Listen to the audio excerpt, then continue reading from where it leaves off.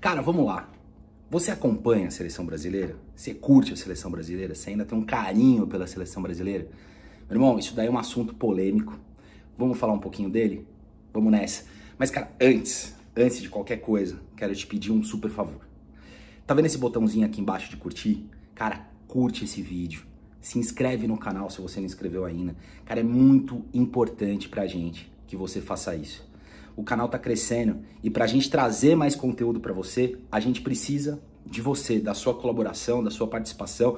Então, de verdade, curta o nosso vídeo, compartilhe os nossos vídeos com seus familiares, seus amigos, é muito importante pra gente crescer. Tamo junto.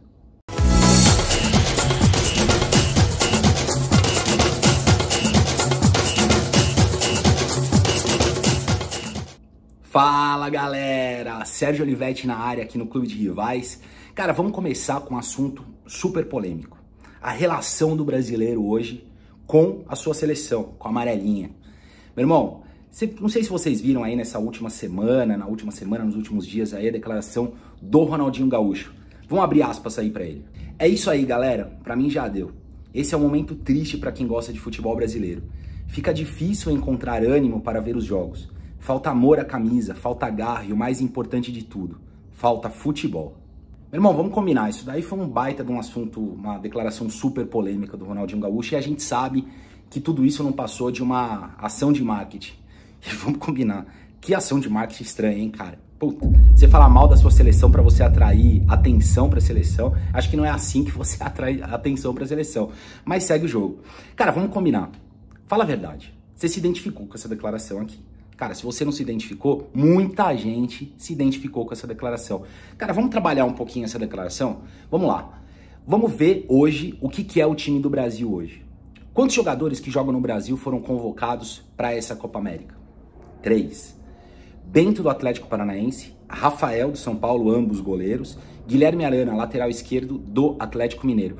Vamos combinar que são jogadores que não têm um apreço, assim, um contato, assim, com que o torcedor desses times olha e fala assim, nossa, foi convocado esse cara e é por isso que eu vou parar para assistir jogo. Afinal, 2 deles são reservas, né, o Bento e o Rafael, e o Guilherme Arana agora tá revezando ali na lateral ali como titular, provavelmente ele vai ser titular, mas eu tenho certeza que o torcedor do Atlético Mineiro não assiste os jogos da seleção pra ver o Guilherme Arana, vamos combinar essa, né?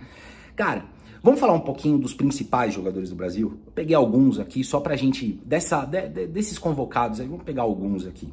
Vamos começar pelo Alisson. Cara, o Alisson, goleiro da seleção, ele tá sendo convocado há muito tempo. Não é de agora, não é do Dorival, que ele tá sendo goleiro da seleção. Ele já passou, provavelmente a primeira convocação dele foi lá no Dunga, acho que na segunda passagem do Dunga. Cara, o Alisson, ele ficou 2 anos no futebol brasileiro, ele tem uma identificação com o torcedor colorado. Ele é um cara do Internacional, ele jogou 2 anos lá. Eu acho que desses 2 anos, provavelmente um ano e pouquinho, ele foi titular absoluto. Logo no ano seguinte, ele já foi vendido para Roma, se eu não me engano, em 2015, tá?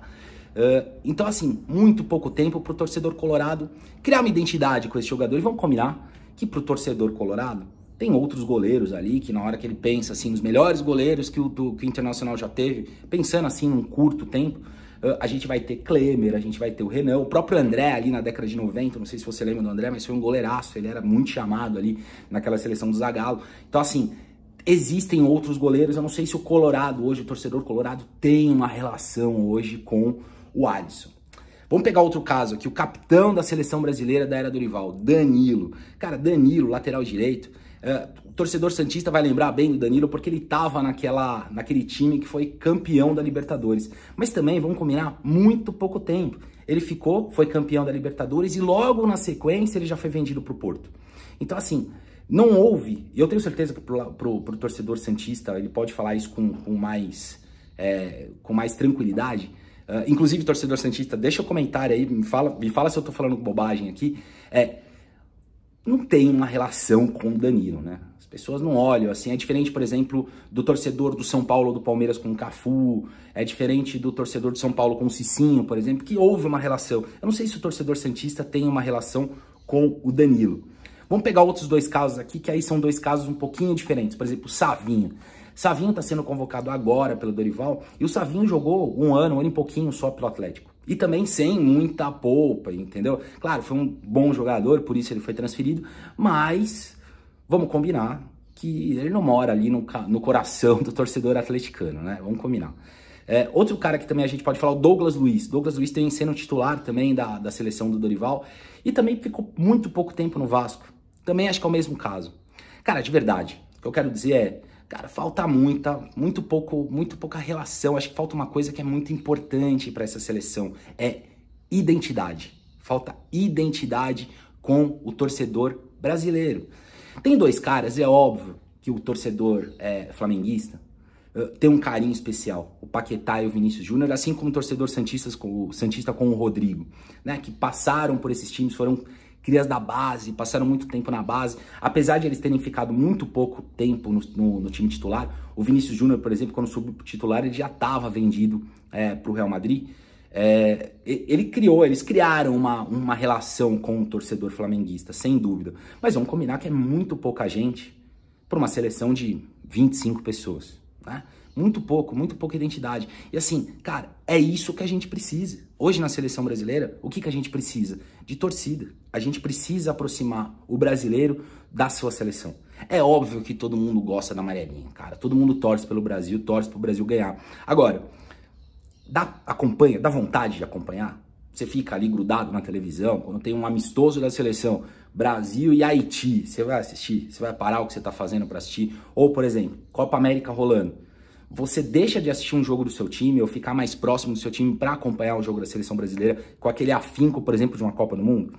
Cara, porque Copa do Mundo é um campeonato à parte. Tô falando do dia a dia da seleção. E, cara, é isso que faz com que o time cresça. A torcida, o apoio, o carinho, a repercussão das coisas que acontecem dentro da seleção, sabe? Pedir um jogador, não pedir um jogador. Hoje tem muita gente que olha e fala assim, cara, eu nem gostaria que chamassem cara do meu time, porque vai desfalcar o meu time. Olha isso, na verdade, a CBF tá afastando a seleção brasileira da sua torcida. Cara, isso é muito ruim. Cara, eu venho de um tempo em que a seleção brasileira tinha Alex, Rivaldo, Juninho Pernambucano, Juninho Paulista, Marcão, caras totalmente identificados com suas torcidas. Apesar de estar jogando lá fora, tinha uma relação muito próxima com o torcedor brasileiro. E quem hoje, dentro dessa seleção, tem uma relação próxima com o torcedor brasileiro? O Endrick. Por quê? Porque estava jogando ontem aqui. É muito por causa disso que o torcedor brasileiro pede o Endrick. Futebol à parte, tá? Futebol à parte. Não dá pra gente falar se o cara é muito bom, se ele vai ser um craque da seleção brasileira. Mas hoje existe um laço afetivo com o Endrick. Porque a gente tá vendo o cara jogar ontem aqui no Palmeiras e a gente viu o que ele pode entregar. É muito distante, por exemplo, você olhar pro, sei lá, o Andréas Pereira que ontem tava jogando aqui no Flamengo, mas vamos combinar que você não acompanha os jogos do time dele com, sei lá, o Brighton, né? Vamos combinar que você não vê o jogo do Girona pra ver o Savinho jogar. Se você assiste 1, 2, mas assim, você acompanha de verdade o futebol do Girona? Você acompanha de verdade o futebol, por exemplo, do Paquetá? Você assiste o West Ham em Nottingham Forest? Cara, é difícil. Isso distancia o torcedor brasileiro, principalmente com esses caras indo embora tão jovens. Então o que a CBF precisa trazer?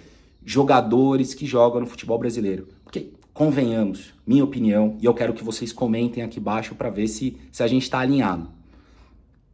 Primeira linha, primeiro escalão do futebol brasileiro, você acha que é muito distante em termos de qualidade de um segundo escalão do futebol da Europa? Você acha mesmo que um jogador que joga no Flamengo, no Palmeiras, no São Paulo, no Corinthians, sei lá, no Internacional, ele joga menos do que um cara que joga num time não tão grande da Alemanha, num time não tão grande da Espanha, em Portugal, por exemplo? Eu acho que não. Eu acho que a gente não vai perder tecnicamente com isso. Futebol, cara. A gente é o país do futebol, meu irmão. A gente sabe jogar.